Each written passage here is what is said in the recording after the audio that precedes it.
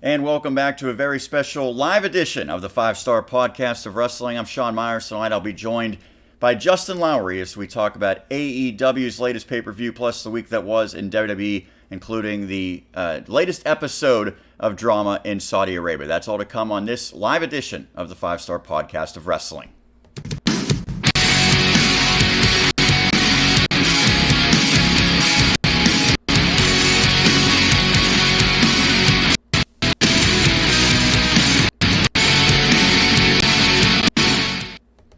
And welcome back. I am your host, Sean Meyers, joined by my trusty co-host, Justin Lowery, in the house. Justin, say hello to everyone.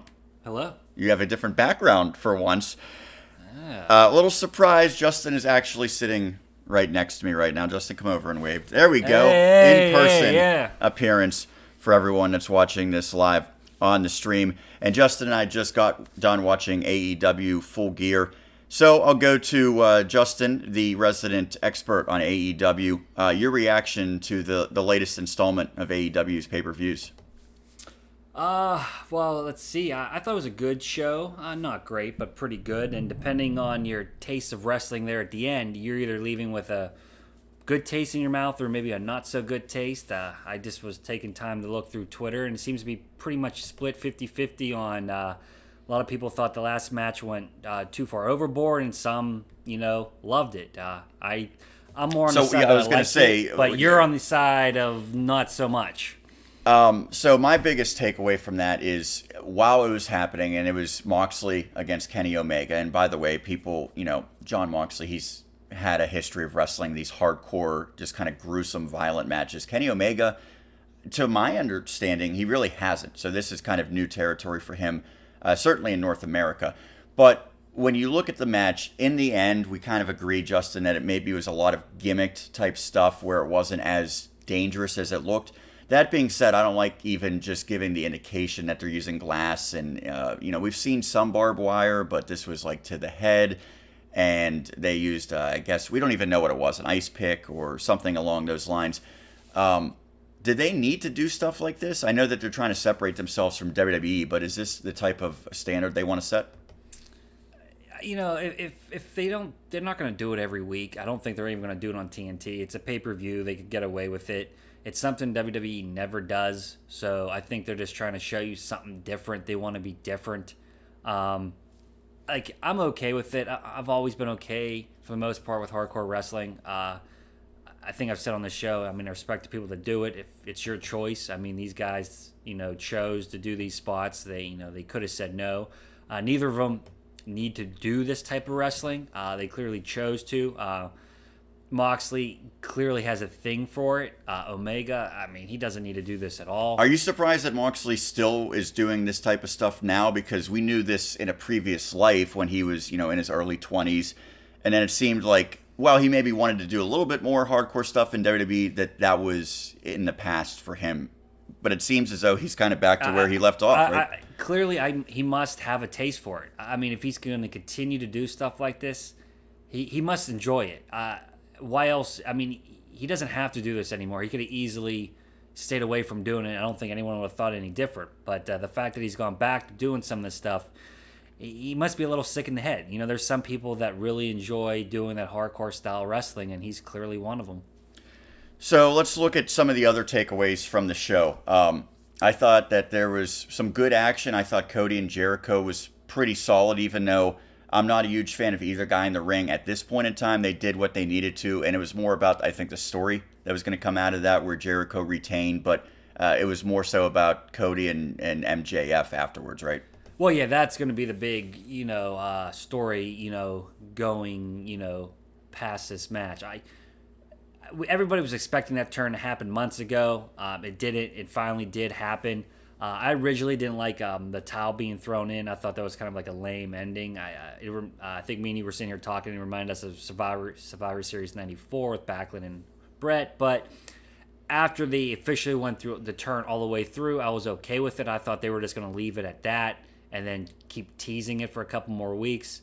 But after the fact that, he actually did the turn, I liked it. And whether it was planned or not, the fan throwing the beer or pop or whatever on on him at the very end, I thought really put an exclamation point at the end of that.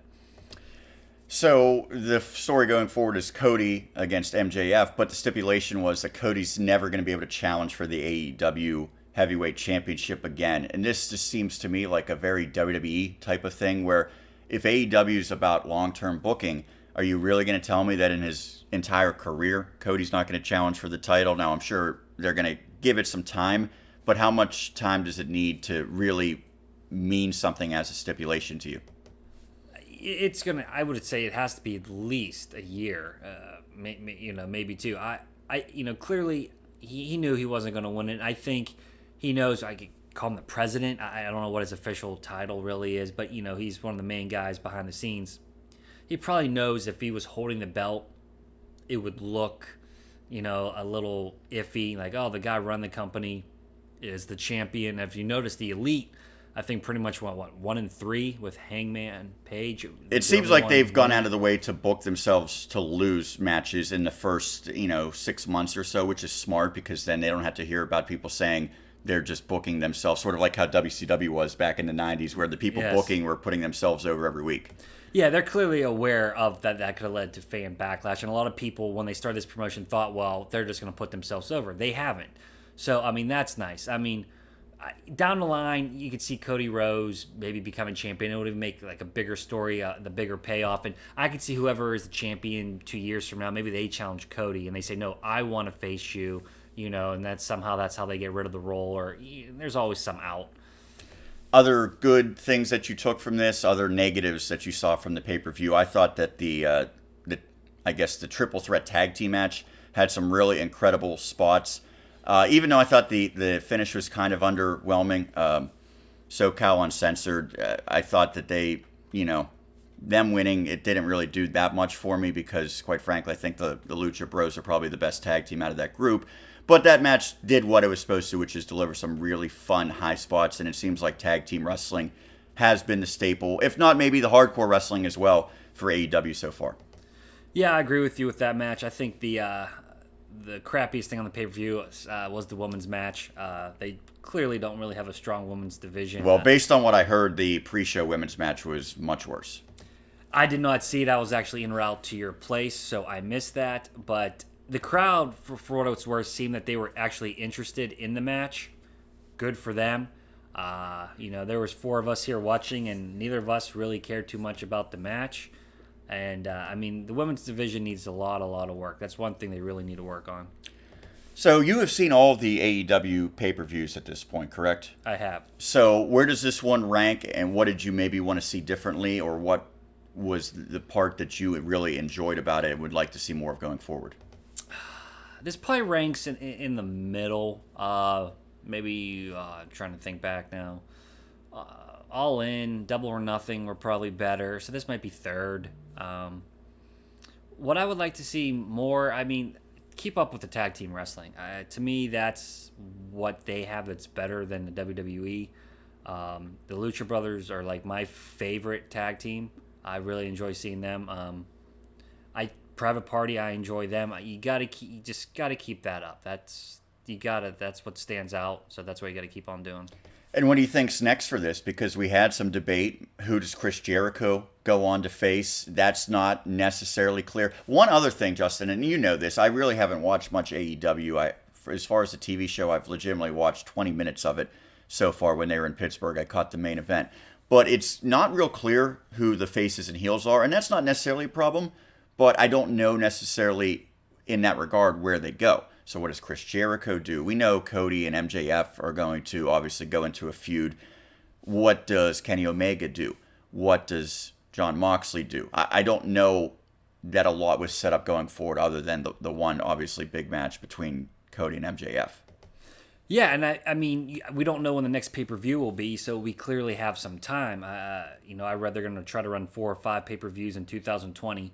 So when is the next pay-per-view? We have months probably towards that. I do expect to see some title defenses on Dynamite, here and there that Jericho's will probably win.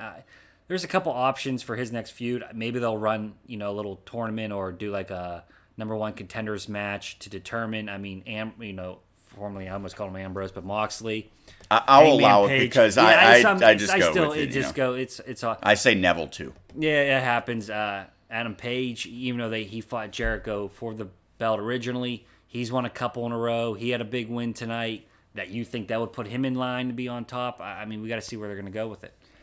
All right, so overall, my personal opinion was I wouldn't say that I loved the show. To me, the ending really was tough. The women's match I just really wasn't into. Ty Dillinger had a match, Sean Spears, if you will, that I thought kind of dragged. The show was a little long, but I know that that's sort of the standard now, whether it be WWE pay-per-views or AEW, 3.5 to about 3:45. It's tough to occupy that, especially when you have matches that go maybe 15 or 20 minutes that the fans don't want to see more than about 7 or 8 minutes. Overall, there was some really good action. So I think that the people that probably enjoy watching the weekly television enjoyed this pay-per-view. For me, it wasn't enough to turn me into an AEW fan, but I'm also skeptical from the start, so understandable.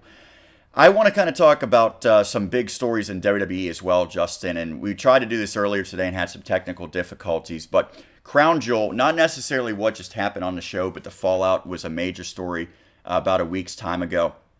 And the show itself, I think, got pretty good reviews from the people who watched it. There were some interesting outcomes, the biggest of which is Bray Wyatt is now the Universal Champion. He beat Seth Rollins, and it's sort of unique in that Wyatt was on SmackDown already. Rollins was on Raw, so now that title goes to SmackDown, and then we'll get to what happens momentarily with the WWE title. But your reaction to the show overall, I guess the outcome of the matches over there in Saudi Arabia, in particular, a new champion. Well, I did not watch a single second of it. That makes two of us. Well, yeah, I was and that working makes a lot of people. Yeah, let's I be was honest. working when that airs, so. To me, Bray winning is just righting a wrong. I mean, I think they put the belt on him clearly because of the crowd reaction. People were super pissed after Hell in a Cell, and I think it was just a reaction to that. I guess they did what I guess needed to be done. I mean, Rollins was pretty much failing as the champion. More people were starting to boo him than cheer him. His run as the top face has kind of been an epic fail. And seems like you can say that about a lot of WWE guys that Vince wants to have as the face of the company. Yeah. It's usually his number one champion is the one that struggles more than the secondary world champion, if you will. Yeah, and is that because we know that's who Vince wants, so we automatically just reject him, or is this just how they tend to book? Vince tends to book that guy. If you ask me, Rollins seems like he couldn't handle the pressure. He's still popping off on Twitter at fans and just engaging, saying stuff, always being very defensive. It started to turn when they put him and Becky Lynch together, I think. And that's not to say that, that was completely the downfall. But I remember Rollins won the title at Mania. Everyone is happy. He had a nice feud with AJ that lasted like a month. Yeah. And then all of a sudden, it just seemed like it was downhill. He was working with Corbin. He was working with Lacey Evans and Becky. And he just never really recovered. I thought he had a great match at SummerSlam. But overall, I agree. It's sort of been a failure. And the fact that the reaction that the fans gave at the previous match that ended in a no contest inside the cell, I think they felt like they had to do this. And maybe they didn't really know how they were going to work around it because all of a sudden we have two SmackDown champions. Yeah, and I mean, the way he reacted, though, he came out like very defensive. Anytime someone talked bad about him or WWE, swear to God, you were talking about his mother.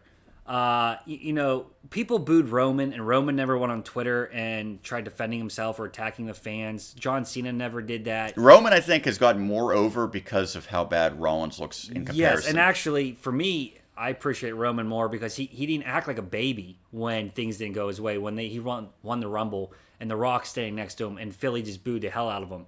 He didn't go on Twitter the next day crying about it. Rollins, he would have. Rollins has been crying on Twitter a lot. And he's coming off like a big-ass jerk to me. And, he's taking shots at people for no reason. He seems like a big, giant baby. And I think the crowd's responding to that. Let's talk about the other match very quickly because it was a very quick match as Brock Lesnar defeats Cain Velasquez. And, when I go back and think about this, one, it felt super rushed. Two, people did not care. If you're a WWE fan, you probably don't care. If you're an MMA fan, sure, but I don't think there was much of a translation of MMA fans coming over and watching this show. So Velasquez loses in like 2 minutes to Lesnar. He taps out. Then it starts into the Mysterio and Lesnar storyline, which is fine. I mean, that's no problem with that. But I think people are wondering, like, why? Why did this happen? Why did they bring in Cain Velasquez? Why is he wrestling if he's not healthy? Where does he go from here?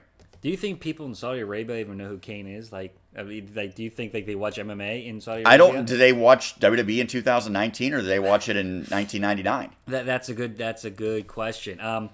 Clearly, they brought him in. They had no idea, I guess, really how bad his knee really was. Apparently, he really couldn't wrestle. His knee's in bad shape. He needs surgery.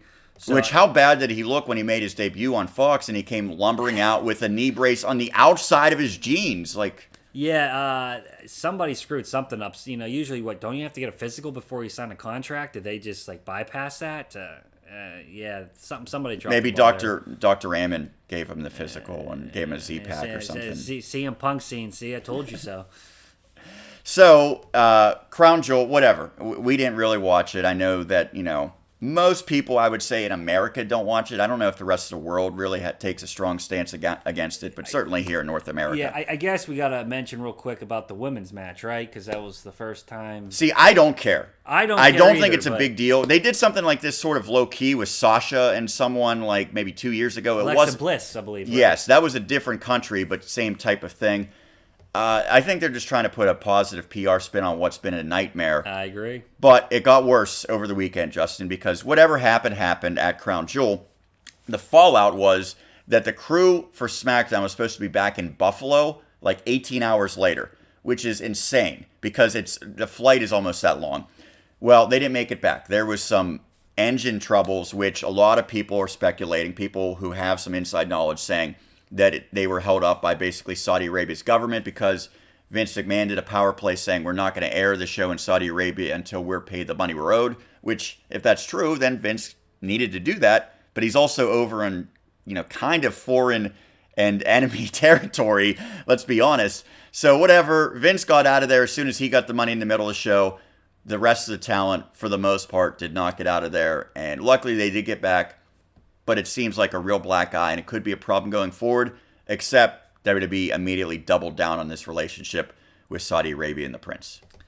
Yeah, if I was a wrestler, I would not want to go over there. I guess the payday's pretty damn good, but the flight, the experience, you have no idea what the hell's going to happen to you over there. I'll be anxious to see who decides to go over next time if people decide not to go over. Well, I think what's going to happen is Vince is not going to give them that option. In the past, I guess he sort of said, hey, if you really are against it, Daniel Bryan, Sami Zayn, who are the other big ones that I'm... Kevin Owens, yeah. Well, so Owens, was he always like that, or was that... He's never gone, and I think some of it has to do with being friends with Sammy, maybe. Just, sticking by him. John Cena was the other one I was thinking of. Can you make somebody do that? I mean, honestly, with the way the political, world is now, if he made somebody and they just went to the media and said Vince McMahon is making me go to Saudi Arabia and blah blah blah blah blah blah, he could get destroyed. Well, Vince would say, "Oh, well, you can't just say I don't want to work in Bakersfield, California because I don't feel like it." But this isn't America. Like, you're going to a foreign hostile government. It's not safe. They murder U.S. citizens over there. I get that. I'm saying that's probably how Vince would frame it because, quite frankly, I don't think he's going to leave it open to people going forward, or else he's not going to have enough people to wrestle a show. So, do you kind of get the same feeling? Do the wrestlers stick together and unify for this one instance? Say we're not going. What would Carl Anderson think? What was his wife think? So the fallout, of course, is that a lot of people come back. They're not too happy. It was all over Twitter. There was reports that, is it accurate? We don't know. We do know that Vince got back. We know that Brock Lesnar and Ric Flair and Hulk Hogan got back. And there was rumors that people were trying to charter a flight back on their own. And that got screwed up. So what ends up happening is actually, it's terrible for the people involved, but it made for somewhat of a refreshing SmackDown because they had, a dozen or so regular people there, and the rest of the show is filled out by NXT. I didn't think it was a great show. I thought it was a nice change, but you and most people thought it was one of the better SmackDowns in a long, long time, just because it was completely different, and NXT, which has been red hot for years, got some real good exposure. Yes, because, well, too, basically all I do is watch NXT and AEW anymore. I do not watch Raw and SmackDown very much. I keep up with it enough, but that's about it. It was nice to see, Adam Cole on there, and just surprises, because you didn't really know who was going to be there from NXT. You heard rumors and stuff, but it was just kind of cool. It was different. It was spontaneous, it felt like. It wasn't the same old, same old. That was cool. The downfall is, I'm worried what it means for NXT. We saw this past Wednesday the OC appearing on NXT. Well, even before that, SmackDown drew pretty good ratings after being just disastrous on FS1. It came back to Fox, and it had good ratings that night, even though the big stars weren't there. There wasn't the Roman Reigns and all these other people. Yeah, they had Brock Lesnar, but for the most part, it was the NXT people. So what does WWE do? What does Vince McMahon do? Hey, that worked. Let's do it again on Monday. So without a need this time, they did NXT invading Raw, and I think they kind of said, you know what, we're already building towards Survivor Series, so let's keep it up. It seemed like it give a rating boost. Does this novelty become cliche if you keep doing it? Well, yes, it does, but my fear is that they're going to keep doing it. The ratings came out for Wednesday. I mean, AEW beat NXT again, but by 9,000 people. NXT got a huge boost because people tuned in thinking they were going to see main roster stars, quote unquote, show up. So Vince sees that. I think everybody, in the world knows Vince wants to beat AEW in the ratings. He's going to be like, we're this close next week. We can do it. We're probably going to advertise somebody. Somebody else is going to show up on Wednesday just so Vince could beat AEW. He's going to be like, that's how we beat them. We're not beating them with just the NXT people. So we need, Raw guys, SmackDown guys. And it's going to take away from what made NXT special all these years. And that's my fear. That being said, there's not a lot of logic behind that, and we know Vince doesn't always use logic because the Raw and SmackDown ratings have been tumbling. And yes, SmackDown's been okay on Fox, especially the first show, and then again, we said it had a nice little bounce back about a week ago, but both of those ratings have been bad. So it's not like the guys on Raw and SmackDown are particularly drawing. I think, if anything, it helps NXT just because people who only watch the main roster now have a reason to identify with some of these people and say, you know what? That was a really good match with Seth Rollins and Adam Cole. I'm now going to go back and watch on Wednesday night because I want to see this Adam Cole every week. Well, that's where it helps, I think. Well, no, you're right. But if people that want to see, AJ Styles or want to see, if Rollins goes down, because they're teasing Rollins about joining NXT, if he's going to show up on a Wednesday night, people might tune in. I mean, the Raw and SmackDown ratings are okay. I mean, Raw's about, 2.4. SmackDown was 2.5. I mean, that's not great. I think that it actually did really poorly with Rollins and Cole in the main event. Like, the last hour was below 2,000. Well, it feels like it's getting there. 2 million. But I think most of the time, the 10 o'clock hour, Raw takes a huge dip. And people just aren't staying with it. 8 o'clock hour is the best. It just dips as the show goes on.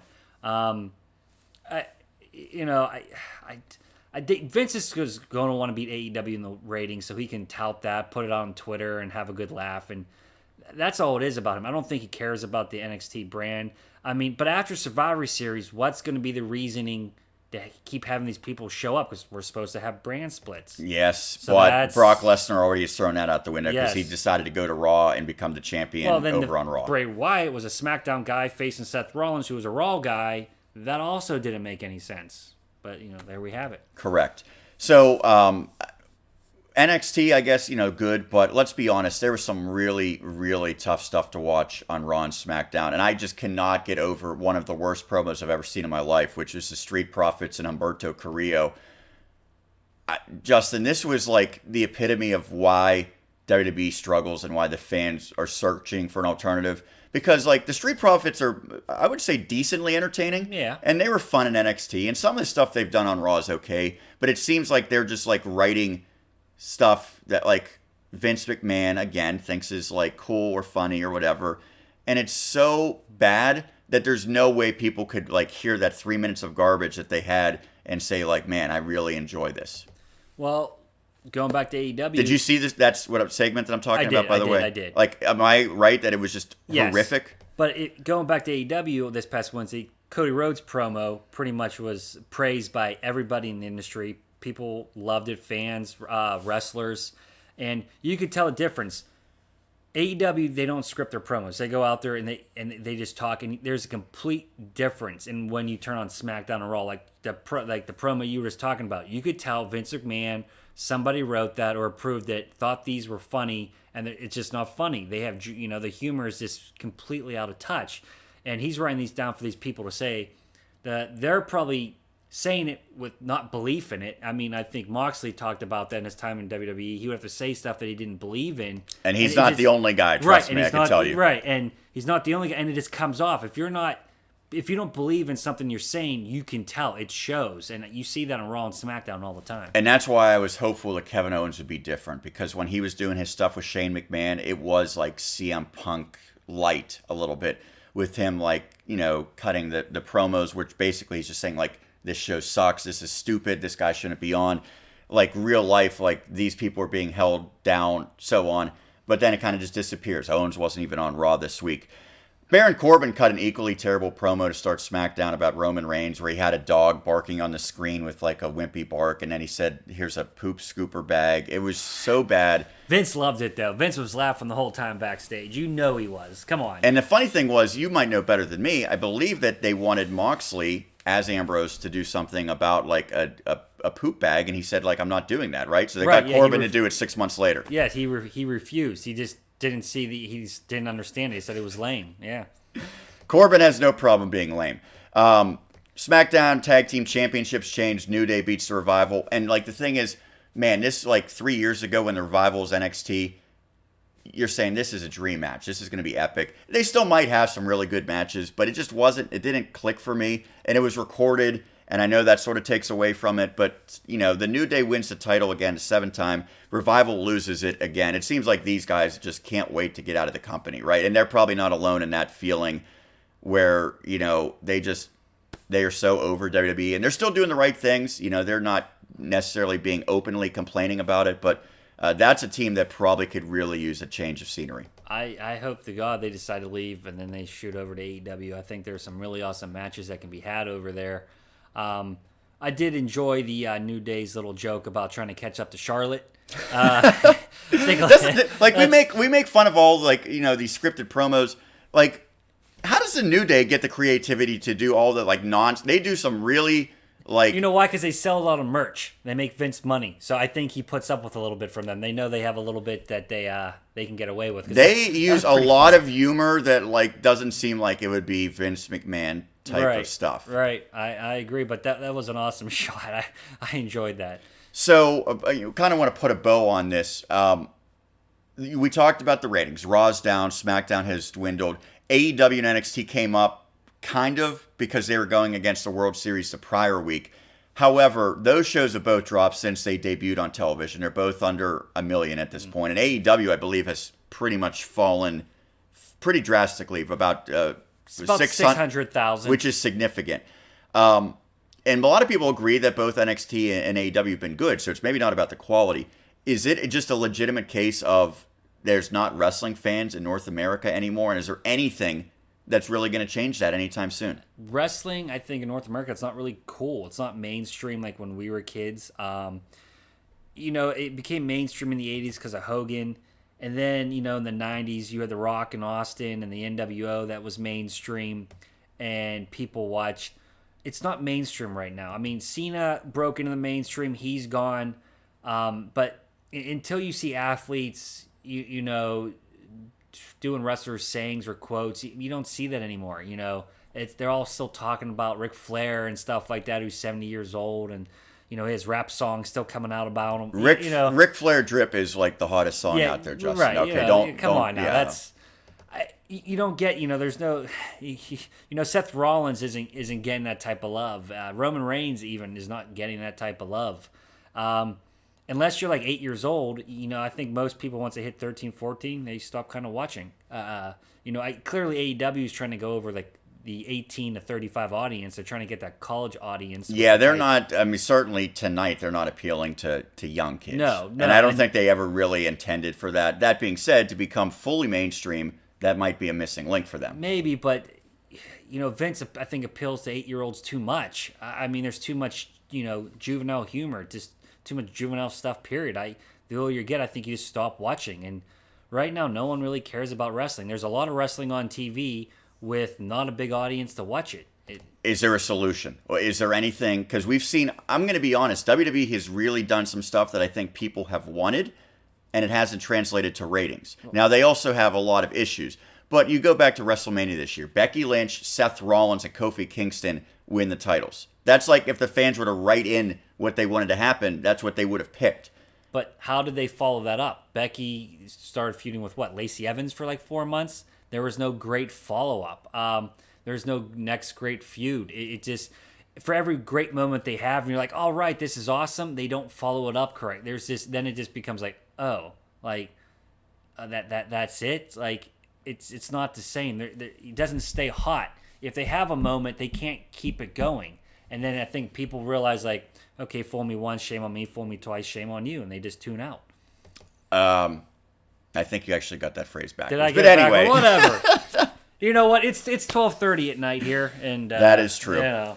All right, Justin. So we're covering basically 2 weeks at this point. But any final thoughts, whether it's AEW tonight, whether it's been AEW with the weekly television, NXT, Raw, SmackDown, or in particular the disaster that took place over in Saudi Arabia. And by the way, how insane is it? They do the Saudi Arabia show, they come back, now they're over in England. Like, you got to give those people, space it out a little bit better than that. Like, that whole Saudi show just throws a wrench in everything. Vince really wears down his guys, doesn't he? You know, I mean, I don't know. I'm not a employee of Vince McMahon or a wrestler, but if only we knew someone who was. Yeah, you know, maybe one day if we knew someone, we'd get him on the show. But I mean, I would love to know. I mean, you'd think AEW would be somewhat appealing, you know, if they could even offer somewhat close to what you can get in WWE and work so much less dates and get health care. I don't know. You're going to need the health care when you take the broken glass shards to the back and the mousetraps, though, Justin. Yeah, I still say those are a little gimmicky. There wasn't too much blood there, Sean.